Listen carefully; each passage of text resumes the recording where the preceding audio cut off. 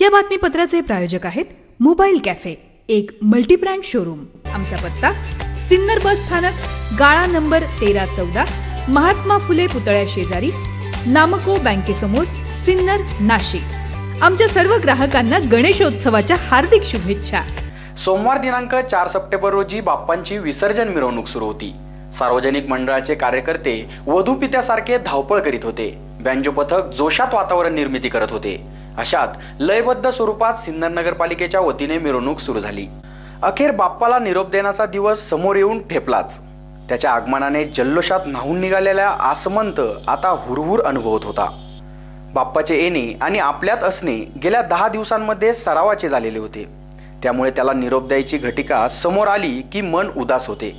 साहजिकच बाप्पाला निरोप देताना वातावरण जल्लोषाचे असते, पण आपल्याला मनातून रुखरुख वाटत असते। पाहुणा म्हणून आला असला तरी बाप्पा 10 दिवसात घरचा सदस्य बनून जातो। तो जाण्याची वेळ जशी जशी जवळ येऊ लागते तसे मन कातर होत राहते। एकंदरीत या काहीशा संदिग्ध वातावरणात सिन्नर नगरपालिकेने आपल्या लाडक्या बाप्पांना निरोप दिला। SN न्यूजसाठी प्रशांत सोनवणेसह अक्षय गायकवाड।